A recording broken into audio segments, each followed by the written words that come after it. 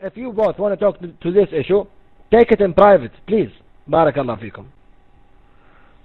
Now, how did Islam influence the Western civilization? How did that happen? We said about Vasco da Gama, his an intention to discover India, and he came through Africa to a place called Jilfar over here, Ras Al Khaimah, in United Arab Emirates. As a fellow sailor, Ahmad bin Majid, he invited him to his house and invited him for lunch. This is the way of the Arabs, hospitality. Then Vasco da Gama, what did he do? He invited Ahmad bin Majid to tell him how does he uses the compass on the ship, and invited him for food on the ship. As soon as Ahmad bin Majid entered the ship sailed. They said, if you want to see the land again, show us where is India. They kidnapped the man. And not only kidnapped the man, they even kidnapped his invention, the compass. And this is a true story. Now they say the compass is belonging to them. This is one of the inventions of Islam. Algebra comes from Islam, astronomy, and even many fields like medicine. Until today in the universities, they are teaching what Ibn Sina as a standard way of medicine. You understand? Yeah, brothers and sisters? You understand? And then comes a person like the poor thing, Blue Sky, and says, why don't you catch up with civilization? In the first place, we brought up civilization for you, you know. And this is in the beginning. Who brought up? Don't tell me it's Greek philosophy that brought up civilization to you. Prometheus and Mithra and all this philosophy, Aristo and the others. No, alhamdulillah, Islam brought knowledge to you. Walillah alhamd.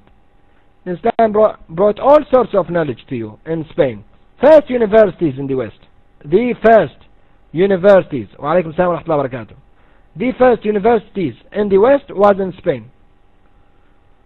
Read in the history. Why don't you gain some knowledge instead of criticizing us? Andalusi, exactly. The first university. You know? And in a place called Toledo. Now this is important. In a place called Toledo, the Jews and the Christians used to do what? Translate the work of the Muslim scientists. You know? Translate their works and spread it around the West. This is how they reached where they are. We influenced their civilization. And coming today and like Sky Blue telling us, Aba Harith, instead of wasting your time arguing your religion, it's better you work and help the Muslim communities to catch up with the civilization. As if Aba Harith now is on top of the mountain in his cave with his broadband. You know? And my donkey is parking outside. Those people, this is what they see in the news. A man coming out of a cave with a donkey going to the farm and say, oh, look at the Muslims, they're backwarded. They ride donkeys. And in the same time, look how contradicting. And this caveman, one day he'll become Captain Caveman. He'll be a pilot. He will fly jets into your buildings. This is the boogeyman. So I mean, like, subhanallah, how they are misled and misleading themselves and misleading their own people. And this guy over here is one of those hypnotized people. You know, Aba Harith, instead of wasting your time, I want him to come back, Blue Sky. Where is he? I wish he comes back. I want to tell him about how Islam influenced Western civilization. When his grandfathers used to smell, we brought for them soap. At least the soap, you know, for cleaning. Yani we cleaned them before. Subhanallah. A'udhu billahi minash shaitanir rajim. You know, at least we brought the soap. At least, yani, keep that for us. Our invention. We have to have a copyright on the soap. You know. And no, not only this, Sister Dan. I'll tell you something. One Coptic, Arabic Coptic. He's now Muslim, alhamdulillah. Before he was Christian. As soon as he became Muslim, he came to the mic and he say, "Oh my God, I never knew Islam is so clean. Today I clean myself 5 times a day.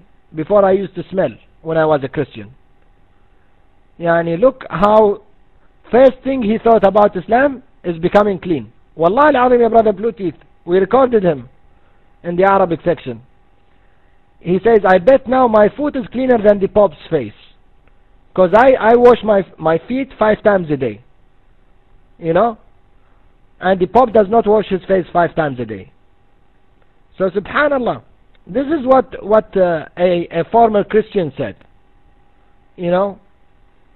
I'm telling you, brothers and sisters. فَلِلَّهِ الْحَمْدِ.